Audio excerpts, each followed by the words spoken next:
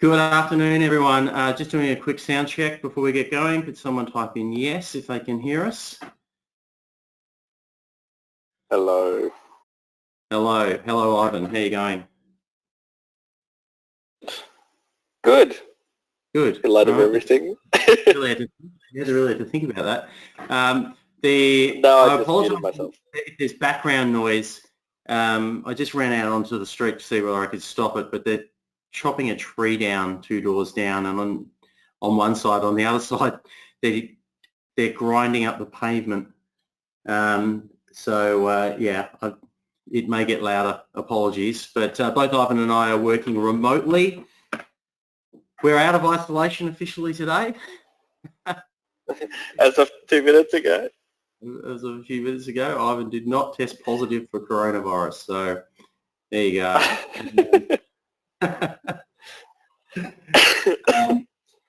True story. Which is probably, I don't know if it's good or bad, but anyway.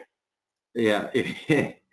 All right. So we don't need that slide. Disclaimer, any advice contained in this presentation is general only, doesn't take into consideration your personal circumstances. You need to decide for yourself whether it's appropriate for you. Past returns are not an accurate indicator of future returns, and options are risky. All right. So especially if you don't know what you're doing. So let's get in there and have a look at what's going on. Ivan, how are you going? So the market's off now 43 points. Are you in a position where your internet is now back up and running, or are you still just operating off the phone? No. So I am actually looking on your screen through my phone, which is a little bit crazy. Okay. That's all good. All right. So Ivan's internet's not great, so I'll do the driving. Be in the one place in the house that has some reception. So anyway. So we start off and just have a look at the XJO. So what we've got here, I mean, we see now that the 50-day moving average is now crossed over. So with this massive pullback, a golden cross takes a little. Death cross takes a while to form if you're coming out of a bullish market. So it's taken a little bit. What another wild day today, huh? Yeah. I mean, look at what's already happened on today. I'll just narrow in right in on that. What's happened in this morning session, which it's relative to every other day isn't particularly wild, is it? But another wild day, now we've come off. You look at those volumes, trading volumes. It's crazy, isn't it? It's huge. Yeah. So volatility is pegging back up. I can see it going through every day. Yeah. It's massive. Yeah. So it came off that crazy day we had. But we've got a bit of a lag between us, by the way. Is there? Yeah. All right. So XJO. Now I'll go into have a look at the trading scans maybe just quickly. Let's see what's showing up here. So Coles lit long is back. And we've got Macquarie and WPL lit shorts.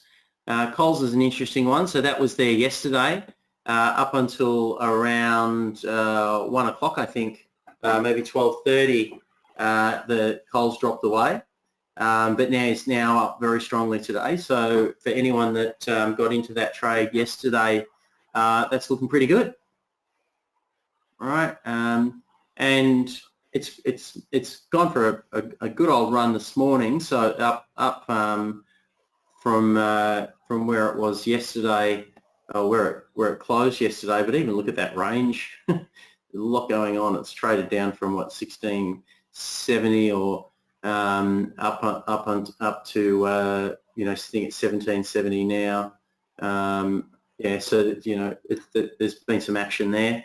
So that's the one and only lit long we've got running at the moment, and out of the Isn't it amazing Yeah. Uh,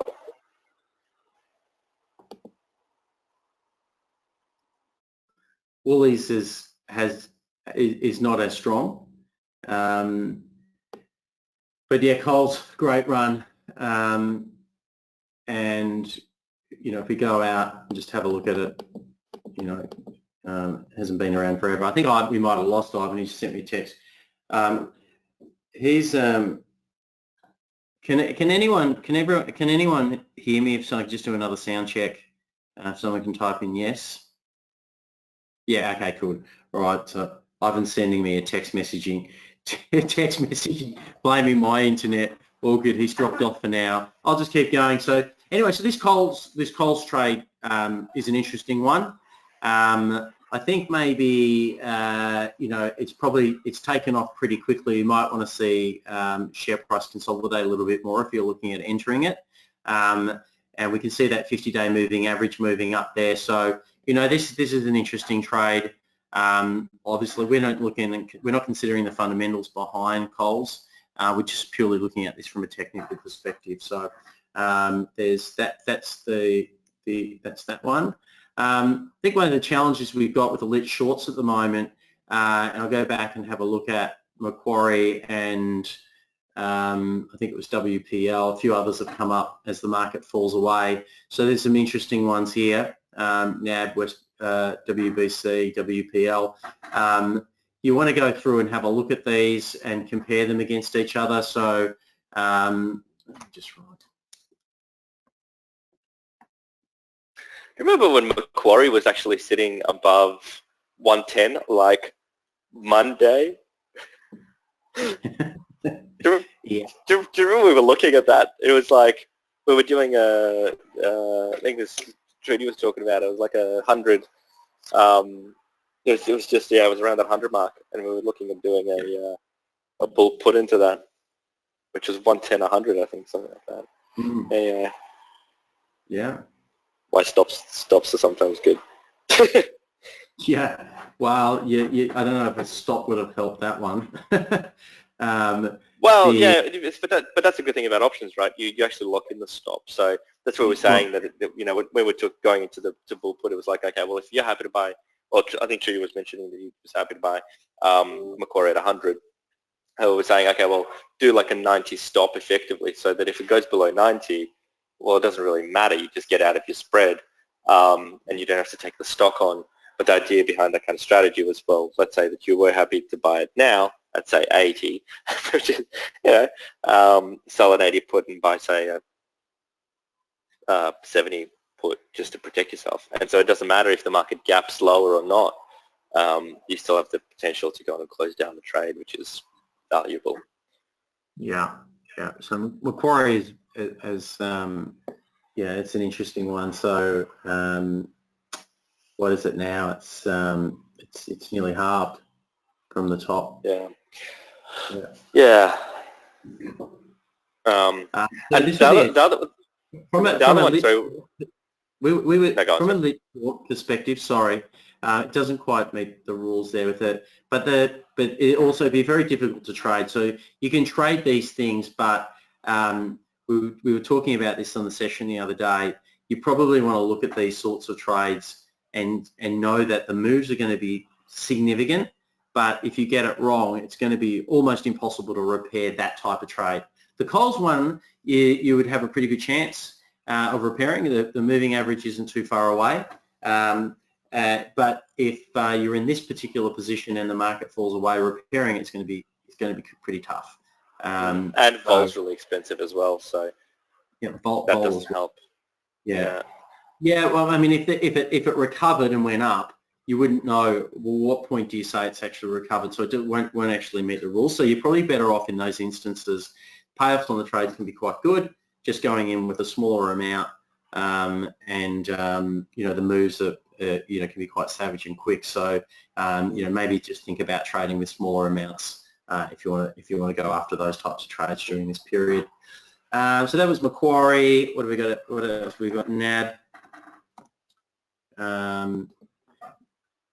Now, just a couple of things around pricing and getting set in the market at the moment. So here's NAB's come back off, so it's continued to move down. So that's come up again, same issue. WBC. Oh, my internet's back. Cool. I know I called someone, I was just saying to before the Ivan, I called someone down his way and the phone congestion, I said, can't take this call, phone congestion's too high. So I don't know what's going on there, but all right, so that's WBC. Again, all of these are looking pretty similar, WPL. So from a lit short perspective, you know, at where we sit right now, that's looking WPL. Yeah, that's looking pretty grim, right? Now, in terms of pricing, just wanted to mention if you're trying to get your orders on in the morning, the DTRs will reject your trades if the underlying is not open, right? So if you go putting on an order in the morning at 9:30, they're just going to knock it back, right? So you've got to wait until the underlying opens. So, you know, if you're timing your way in, just get your trade set up. You'll just have to wait and watch that open, otherwise I'll reject it. The other thing that they've been doing, and I mean, I've noticed this on my own trading, is if you, you know, Ivan, what's the technical rule? How, you know, on pricing? If you get Well, at the moment, I actually had a chat to Shore Capital about this morning. It's if there's no quote in the market, or if they can't get a quote request, they won't put the order through. And market makers are less likely to start quoting at the moment because obviously markets are crazy. So they wait for the underlying to open. Typically, you're going to get your single stocks on after 10:20. But with the market doing what it's doing, you sometimes have to give it 2-3 shots to put it in. So it is getting a little bit more difficult to go on and place trades, generally speaking. But other than that, it's still all doable. We're seeing most trading hit around the big end of town anyway, so yeah. Big blue chips which are not quite as impacted. Yeah, absolutely. Yeah, so you just have to, you know, you have to be mindful of that, and you also just be mindful that you don't get updated volatility numbers, IV numbers, until 11 a.m. And there's big variance volatility at the moment, so from day to day, which is something that we haven't had for a long time. So just in terms of pricing, just be conservative on your pricing. You can use the price matrix to play around with adjusting volatility. So if you feel like volatility is going to be down by 10% or something like that, you know, you can adjust that price matrix using the price matrix. I'll just open and show you what I mean there. Now it's my turn for my internet to get the ghost lows. Just one moment. Right, so if we were looking at this Coles lit long, for example, if you wanted to see, if you're playing around with the pricing and you wanted to adjust volatility you thought it was going to go up by 10% today, you know, you can see what impact that would have on the premium, right, or on the theoretical price. Although there was a bug with theoretical yesterday, I'm not sure if they fixed that. It looks like they have. Yeah, they have fixed it. Okay, so if I said, okay, well, I think volatility is going to be down, or I think volatility is going to be up, and this strategy probably is one that's less affected by that. But if I went to my bull put here on XJO, 4850, 4700, if I was looking at this one, if I increase my volatility by 20%, it has a significant, let's see if theoreticals fixed itself on XJO. I think I know what's going on here. This is an XJO issue, not a stock issue. So you can see the one, ignore the one in front. I know that's hard to do. Volatility, take that volatility off. All right. So, you know, I'd probably say just use premium value at the moment, given until we fix that bug. That might not be until tonight that we fix that. But anyway, just so on pricing. So you've got some tools there that help you play around in the morning before 11 o'clock, and then you can watch the volatility come in. And through the day, you could be expecting that it will increase based on what market activity is doing, but it won't necessarily be valued in at that point in time. So you can play around with that a little bit more. Okay, Ivan, anyone out there with David? So that David's made the comment he had a problem with the theoretical. I tried to close a trade. Look, David, in the morning, prices and what market makers are doing, and even through the day, you've got to feel your way through it. So huge opportunity in the current market, but we've got to use our experience that we've got as options traders to be able to play around. And we've sat there on our own trades, and we can see all the orders that are in the market. We can see what everyone else is doing. There are there have been times where we've just had to sit there. Yeah. Okay. Answer anyone. Okay, Ivan, Trudy's asked, would the AUD crash be having an impact? Right. Sorry, depends on what, I think is the question. Obviously, it has it has wide-ranging impact on mining, obviously, and banking, interest rate policies. Interesting globally. So I mean, all of that stuff is obviously having impact, and it does impact Macquarie as well. Obviously, they've got exposures. I'm not an analyst to tell you exactly what that impact is. I don't think I do lie. I was going to say that I've never looked at their annual report, but I did actually have a look at it once, maybe about a year ago. But I don't know what their exposure is globally, but I'm pretty sure it's sizable. So they have impact. It impacts funding. Obviously, because typically banks borrow not only just from Australia, they borrow from overseas. So there's definite elements of risk there. As the dollar's going down, that impacts generally importers and exporters in different ways. Having said that, there's massive risk off the flight to safety type scenarios. So, arguably the commodities market's probably having more of an impact generally at the moment than currency on mining stocks. But for banks, it's probably general risk off appetite would be impacting that a lot more. Glenn goes, have you been able to make any money? We've been doing a lot of iron condors lately. We ended up, I think we were doing an iron condor last week on the session, weren't we? And we ended up slightly changing it. I don't remember the legs that we were going in, but we ended up doing that particular trade. We got in at 56, 57, I think, 52, 51, 51. Yeah. So, but I think when we were actually on the session, we were placing slightly different legs.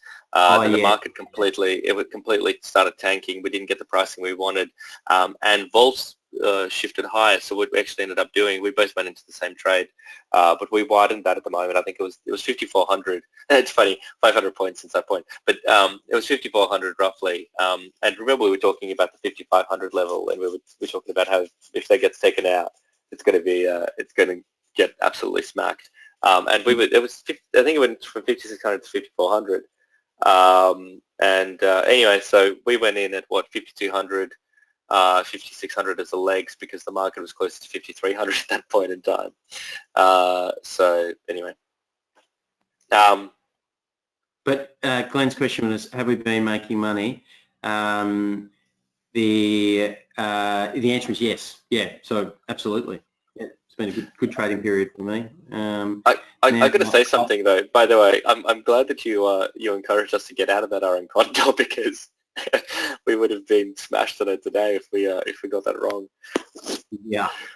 Anyway. Yeah. So, but look, but Glenn, the thing is, we were talking about this last night as well. The way to make money in this market is just to trade volatility, and eventually there's going to be a volatility crush or volatility move lower. Heaps of volatility around. you know, for looking at things like iron condors, the way that we're going to look at playing it in the next couple of weeks is trying to get in as there's pull-offs, pushbacks in the market, like the XJO. You know, if it gets a little bit lower, for example, from here, I didn't get a chance to put the trade on today, but if it drops from here, we'd love to go on and chuck on a bull put, wait for a bit of a bounce back, put on a bear call spread, effectively making the overall iron condor, but just legging it a little bit because there's so much volatility and up and down movement. Worst case scenario, you'll lose on one of the legs, but there's good opportunities there. The pricing is good for XJOs. Volatility is excessive. You know, even at 72, we were trading at 90% vol on the individual legs. The bull put that you've got on the screen there is pricing it. Sorry. I'm doing my own personal Google searching while you're talking. Sorry. Yeah. That's cool. And I like how what you're actually Googling is your Reach Markets page. Yeah. Just yeah. I don't. So anyway, so that's that. Gary goes, hey, can you please show me how to fix an iron condor if the price gets close to limit? We weren't fixing up anything. We were just waiting for it to stay somewhere within range so that we could start getting out. I think we ended up getting out at about 5,200 after it went to 48.50. There's some serious volatility going on. So it depends. Natasha goes, loving the trading at the moment, so much opportunity. Yeah, there's definitely heaps of opportunity. Luke asked the question around why do you do iron condors during a bullish period? Well, typically they actually come up more often during bearish periods like now, but volatility spikes. We've had a bit of a sell-off in volatility from where we were a couple of days ago. So if it's a straight, like let's say that the market just the volatility dropped to nothing and the market started rallying, then there'd be massive opportunity on the bullish side, and we probably wouldn't be trading iron condors. At the moment, though, there's uncertainty. You think that that'd still be a serious bearish move here somewhere. To Ram's point a bit earlier, you know, what's going to be the impact of RBA meeting this afternoon with regards to QE and interest rate drop? Time will tell. Who knows? Typically, every time I've tried to come up with an opinion about an RBA move, even when I got the outcome right, the markets typically did whatever it wanted to do anyway. So best to trade whatever the move is. And typically have a look for a fade anyway. So if you get a really good bullish opinion from, this is actually an interesting time. I've seen RBA make crazy actions during the GFC, and you get these funny situations. I remember one day they dropped interest rates by 1%, and everyone was expecting half, and the market rallied immensely off that, and then the global market sold off. And I remember the front page of the CNBC, Bloomberg, FT was Australia does an unprecedented cut of 1%, and the rest of the world took that as really negative news. So the market actually faded it from to 2:30. The announcement came out till 4:30. There was like a 300 or 400 point turnaround, which is massive. And Jesus, it was just a massive shut off. So Natasha just goes. People have been told to work from home for 2 weeks. Now places are talking about working from home for 4 to 6 months. Yeah, I got to say, I'm not in the, even though we obviously had the COVID fear from my point of view with my workplace. We've sent everyone home yesterday, and you've got the option to work from home now. And I don't anticipate that that's going to change in the next couple of weeks. We're working on the basis that we're doing half staff in, half staff out to try and minimise, risk, but also part of it is just being ready so that everyone understands how to work from home, has got their systems, management infrastructure, and all that kind of stuff to be able to do it properly. If they're saying that if they're saying they're closing offices now, then if the expectation is that there will be more people with coronavirus, then the extension of that is either they're going to have a change of heart and they're going to say, let's let it run rife, but otherwise I would suggest that that it'll be more likely that more of us will be working from home, not less. So just escalate. Yeah. Yeah, definitely. David talks. Ready, Sorry. we've got the benefit of Ivan and I work remotely. We've got Brisbane, Sydney, Melbourne. I've got an office overseas as well, or a team overseas. So we've had to work on working remotely, and also we're traders, and we're working, we're on holidays and all that kind of stuff. So we're used to being remote, but for a lot of businesses that are not set up or don't have the systems or haven't tested the systems, it's a big challenge. There's a lot of learning going on at the moment. Okay. I gotta say, I'm just gobsmacked about how much work I'm actually getting done. So it's been productive the last couple of weeks. Yeah, it has. In isolation. Well, I do wonder what for 3 days, and I've just sat here from 7 o'clock in the morning till 2 o'clock in the morning, just cranking through work. So the only thing I miss, and now today that I've been cleared, I can probably actually get to find this phenomena again. But what the wind and sun feel like on my face, it's been a while since I've had that. Sorry, Ivan, did you speak to someone said iron condors in a bullish period? You answered that question, didn't you? I did, yeah. I believe I did. Obviously we're not quite at a bullish period yet. But I didn't answer David's question point, I should say, around A2 milk iron condor.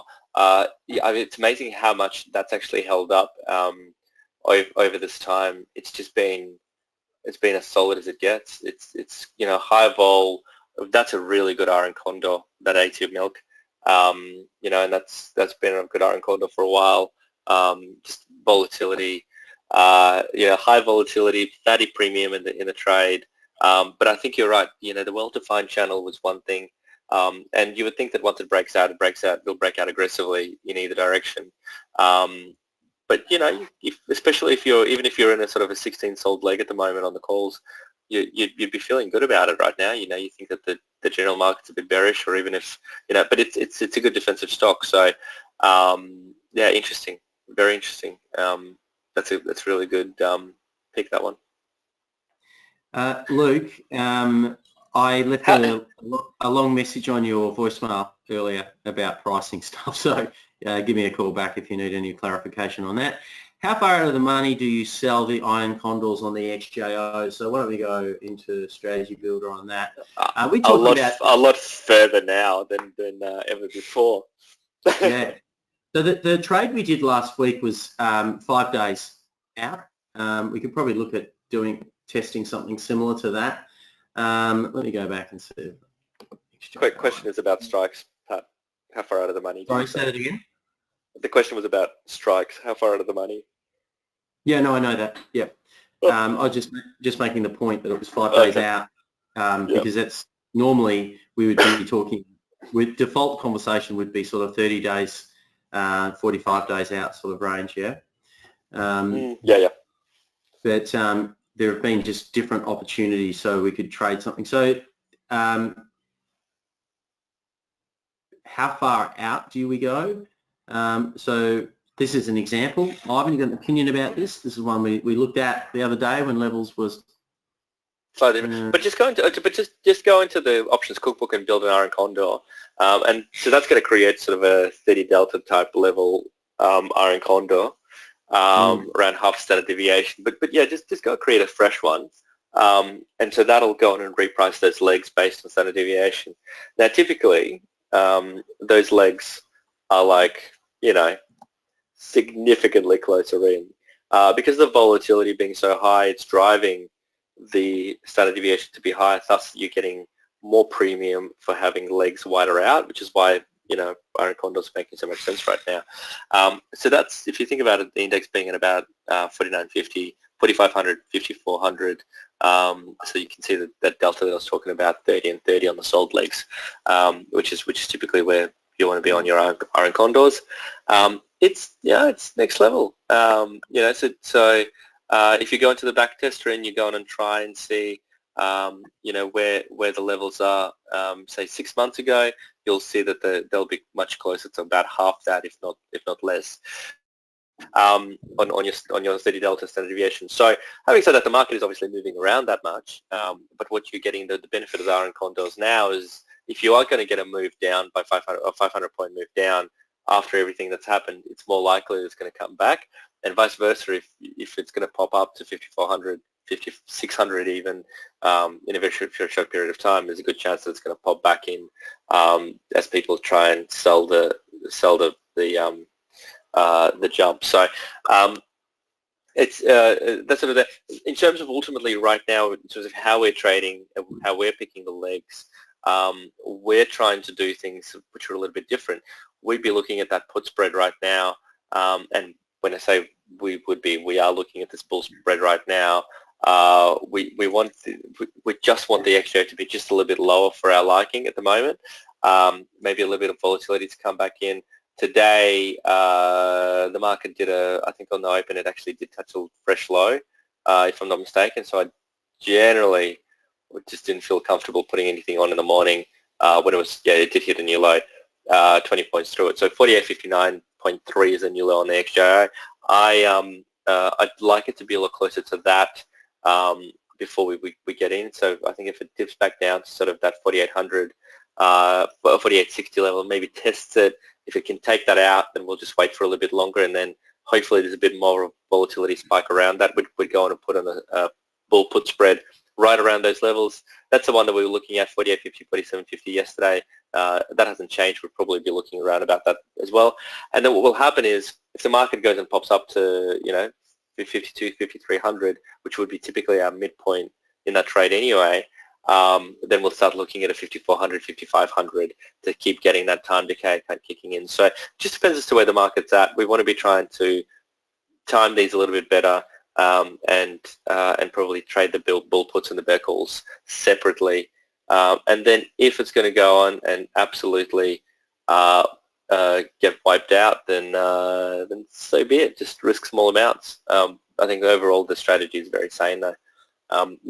Watching how this thing's traded during the GFC, I think there's very, very good chance that we're going to start getting to a proper choppy whipsaw period for the next couple of months. Yeah, which will be awesome. Yeah. Awesome. I think that's exactly the type of trading market. Like it'll settle down a little bit more. Okay, Craig's asked, what's your best trade for today? Because we have we have actually come up with a couple of good ones, haven't we? So there's a couple of single stocks that I'm looking at. I'm not getting into anything, by the way, just so you know. I am looking at CVA below 60. That actually would be a stock trade. I didn't get in initially. I did get on some Westpac, Santos, which is I'm also watching with what the oil price is doing. That's at super low levels. Be really interested to see how that plays out. I think oil's going to have a bounce at some point in time. I'm interested in Afterpay, honestly. That's starting to come back a lot. It started to come in. That would not be a stock trade. I'm actually looking at that from a options trade. So that's APT. That's come up from 40 to 10 in a very short period of time. Obviously, difficult time there, but I think it's still better than when you're looking at sort of at a specky. I think that's worthwhile having a look at. So Oil Search, Santos, WPL are sort of all in the same boat. So there's a couple of things that I like. There's some really good stocks to pick as well. The way that I look for stocks, so literally, I don't know if I mentioned this last time, but I definitely actually mentioned. I bought some stocks the day after we did our webcast on Friday. It was the first time I bought some stocks since 2009. No joke. And so there's some good opportunities in that. I think Macquarie at $80, the sub $80 is probably, an interesting sort of bull put type trade. So there's some really, really good stock picks. So I'm looking at two things. I'm looking at the trading scans, even for my stock picking right now. Reason is I can get a very quick overview from the. Can you just go into the trading scans for a sec? And Craig, I will get to the point, by the way, in a second. But Sure. There's just so much opportunity. Just give so me a trade. just give me. What am I going to do? Yeah. So the thing that I'm looking at, why are your trading scans looking different? Your sound's just dropped there a bit, like you weren't talking to your microphone.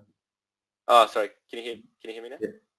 Yeah. Okay. Yeah. So the things that I'm looking at, interestingly enough, I've got all the filters up right now, and there's a lot more lit shorts in the smaller sector, smaller price stocks. If you change that to 0, you'll see that there's a few. But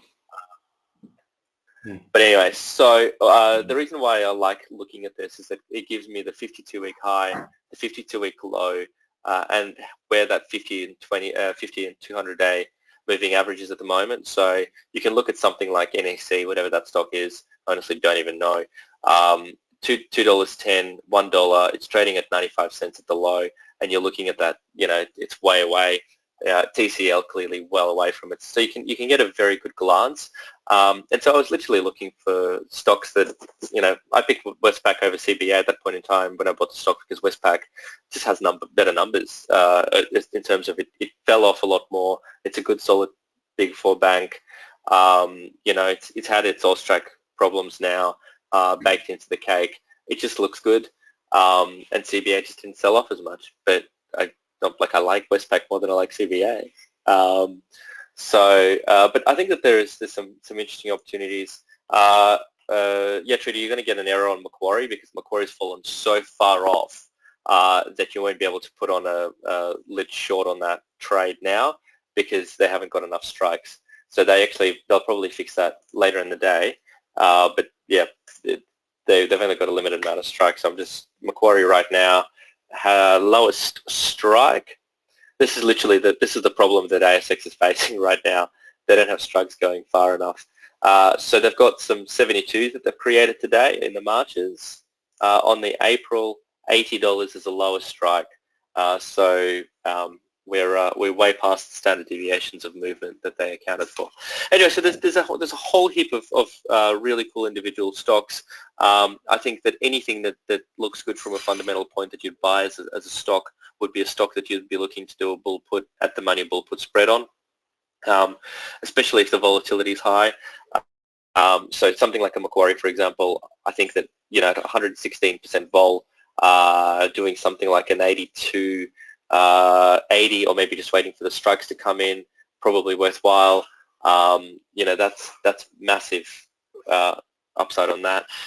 And ultimately, I think that wait for the market. We're at 48.79 right now. There we go. So that's going to take out that 48.59. I think wait for that for the index to come off a little bit. See if it's going to puke out another 100 points or so, and try and get on a bull put. I think today wouldn't be a bad day to do it.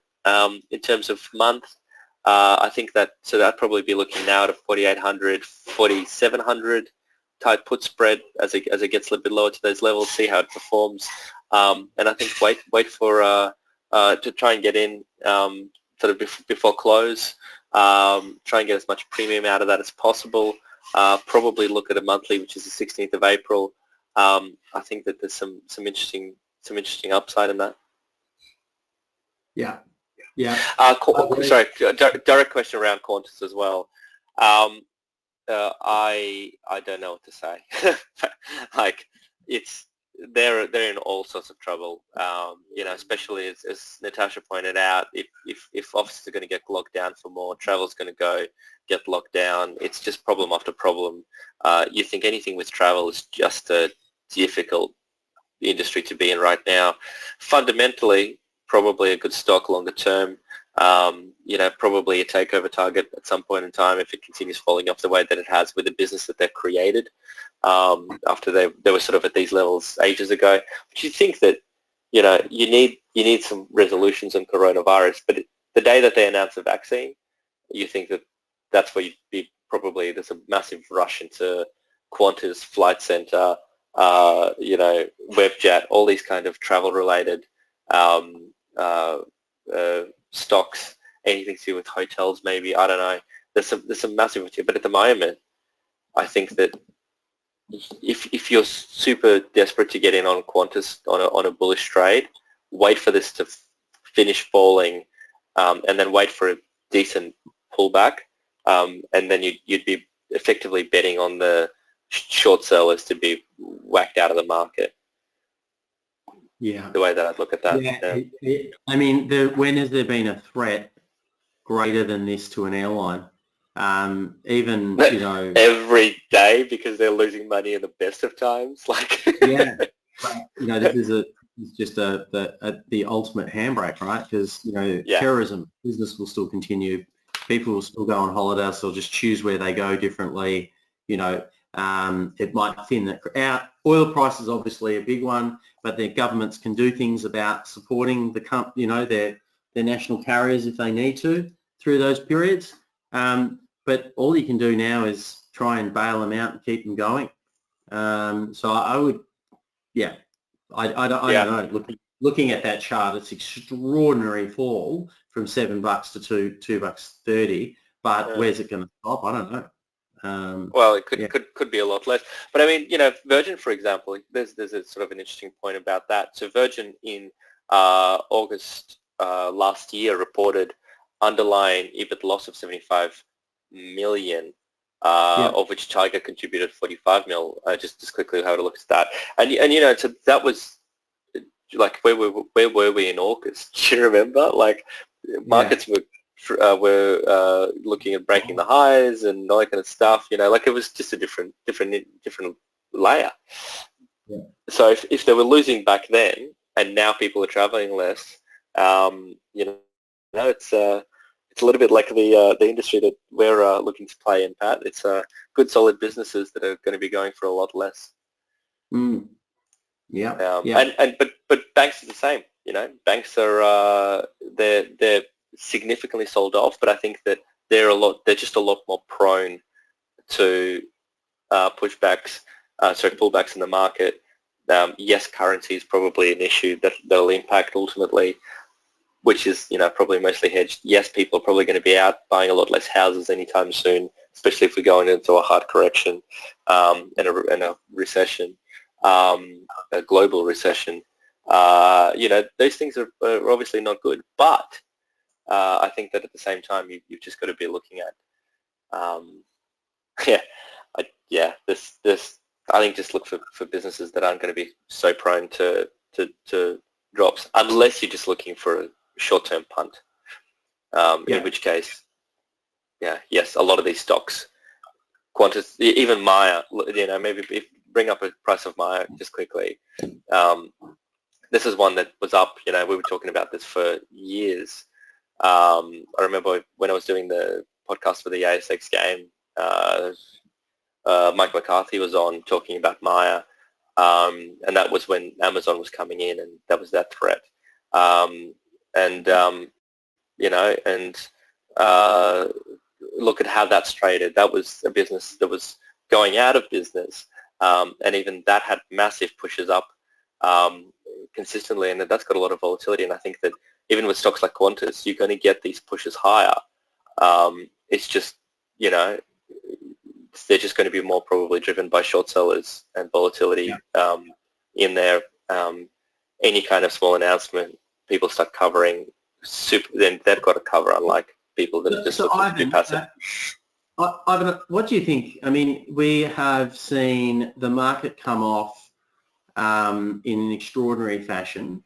That, you know, even going through a GFC or something like that, it's kind of like everyone said, okay, no, we know we're going to have a recession. We know what's going to happen to the market, and the market's just capitulated, right? And there's this extra level of unknown about what's going on that hasn't been there before. But we're at 48.80. That takes us back to what, you know, I don't know, what year were we at 48.80 before the GFC, right?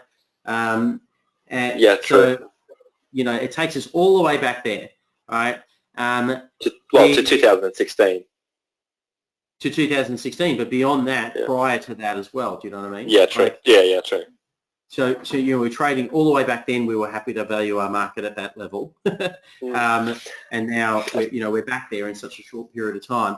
You know, in 2 years from now, coronavirus is long gone. Along with a few million people. Yeah. Well, hopefully not. But yeah, Well, no, but the way that they're threatening it, it's yeah. Yeah. No, it's so exacerbated. There's no doubt about it. I remember it's interesting. I remember I nearly failed a subject at uni because I was arguing against markets being efficient, and that was literally around the GFC time, and the theorists, the economists, the the freaking Shane Olivers of the world, they all talk about this whole kind of the market is efficient, it prices everything in, and you can you just look at a chart of that and you go, it's like being a Holocaust denier. You know what I mean? Like, okay, it's just look what the market did. Do you know what I mean? Like, you can't go on and say the market is efficient or that it's priced everything in. So they try and kind of skirt around by saying, oh, well, it's not completely efficient, but mostly everything's priced in because there's insiders. I mean, the market is it's not efficient. Yeah, exactly. Whenever it suits the narrative, it's fine. Which means that if you're looking at a lot of these big economists that were putting out a bunch of things over the past, really end of last year, early this year, saying that the market's continuously going to go up. Fundamentals are great. We're not going to have a recession. Growing, but people were laughing at me when I was like replying to people on LinkedIn, going, like trolling them, going, how can you seriously say that if you're acting in the best interest of your clients? Like, you just can't. And and I was looking at, but this is just this move, and I've said this multiple times. I don't believe that this move is just about the coronavirus. I think the coronavirus is probably 20% or less, or 20% of this move. The rest is just complacency, greed, over leveraging into ETFs, a culture of 11 years of buying the fucking dip, as the meme says, and you keep looking at it and you go, okay, well, like, how can you?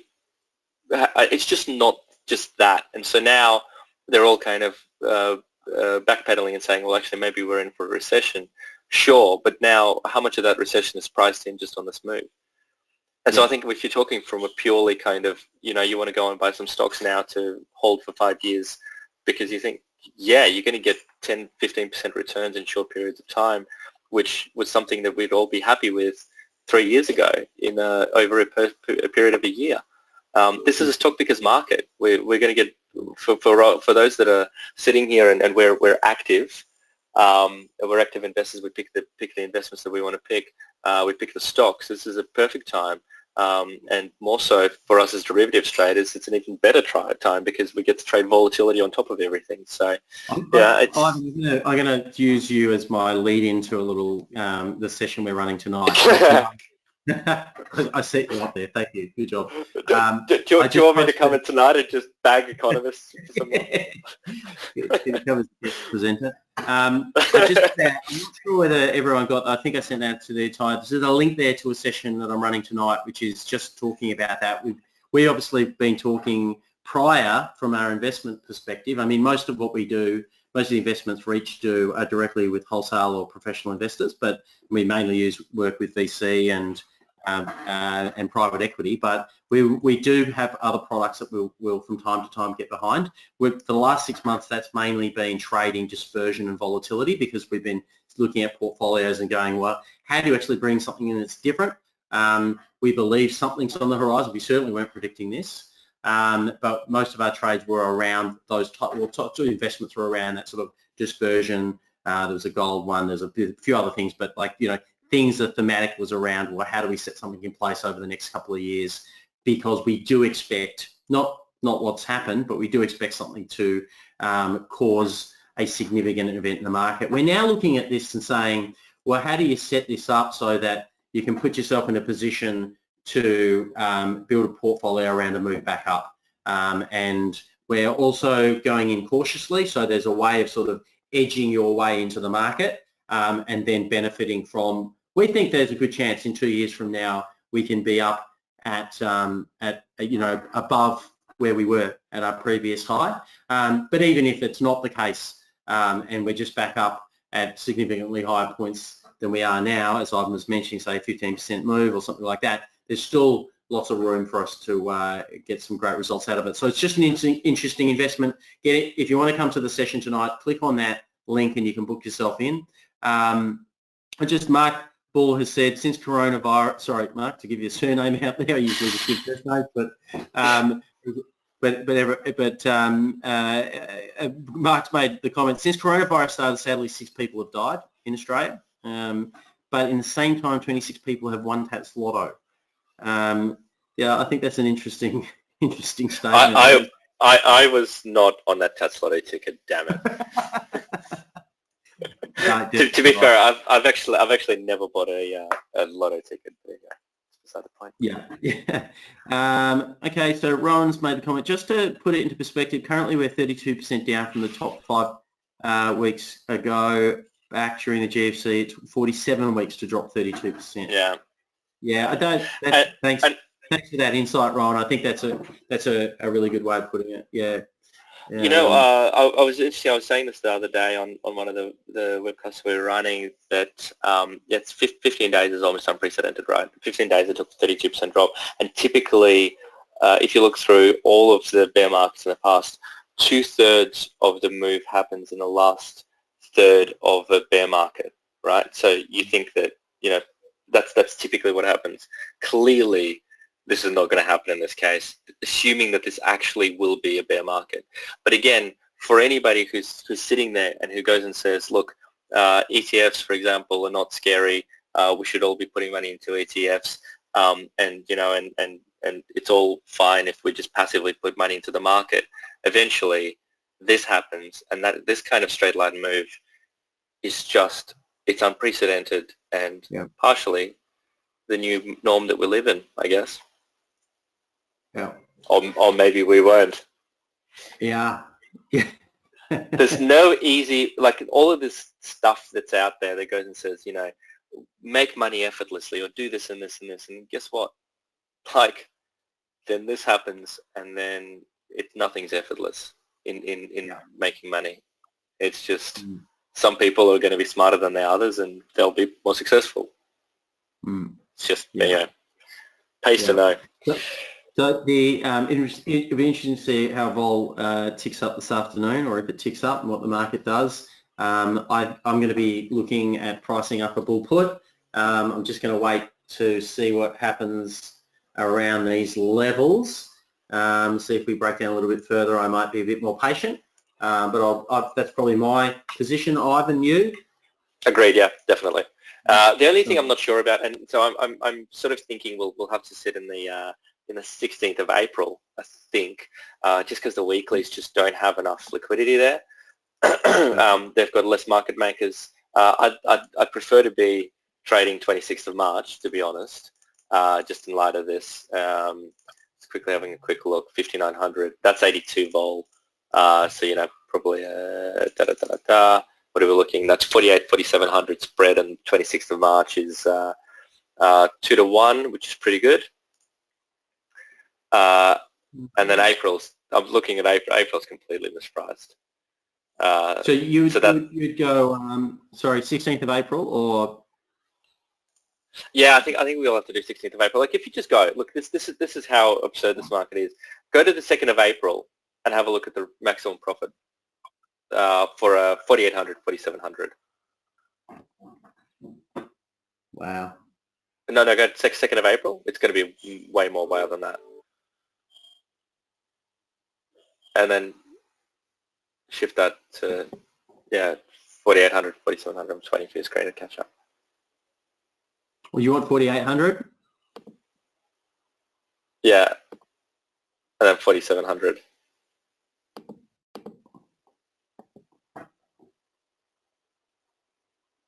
Yeah, have a look at that. 4,600 to 600. There's no way that 4,700 is priced right. Love to see if I can get on that. Yeah. Yeah, Yeah, midpoint's maybe. 26. That's just vols being mispriced. Yeah, midpoint's 26. So yeah. Anyway, Yeah. so that's why it's Yeah. just moral of that story is 16th of April. I think is the only way to get set on these trades. Yeah. All right. Well, we've been going on for a bit, so we better wind this up. Thank you for everyone coming along today. Oh, Rowan's asked, do you have any data on how much funds manager money is sitting on the sidelines? No idea. No. Yeah. No idea. All right. Craig's just said Black Swan event. Correct. Right. So. No, there's a Black Swan event. This is something different. Yeah. All right. Well, let's run. Thank you guys for getting along today. Yeah, good luck with your trading out there, and we'll be back online next week. I don't know what, we've probably got some other events that we're going to schedule. We'll talk about that over the couple of days, and we'll email everyone to let you know, but I think we'll probably choose a couple of topics around maybe around some investment stuff or how to edge your way into the portfolio market. The session we're running on the optimizer is a way trading into a bearish sort of this type of scenario with a sort of 1 to 2 year view on a rebound, and being able to do it where you're quite highly leveraged, so you're significantly capping the downside, I guess is the point there. So come along to that if you're free, and we'll see you online there. Otherwise, good luck with everything, and we'll see you next week. Thanks, Ivan. Thanks, man. I just placed that trade, by the way. Oh, you got filled? No, I just placed it. Oh, you just put it in. Right. Yeah, 4,800, 4,700, 26th of March. How many did you do? How many contracts? I just went in with 2 at the moment. Just going to see what happens in the next couple of minutes. I just chucked the bill up behind the market just so that I'm in there. Theoretical's 36, midpoint's 38, so the pricing's pretty good on that. So I'm just going to do 2 contracts on that, and then probably look to add another 2 if the market goes sort of sorry, lower. are you doing this? You're doing the 2nd of April, or you're doing the? No.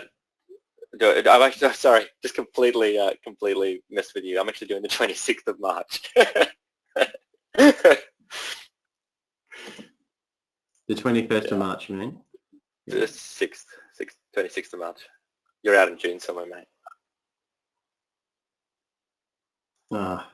Anyway, I'll speak to you offline. See you guys. So, and I think that's an interesting point.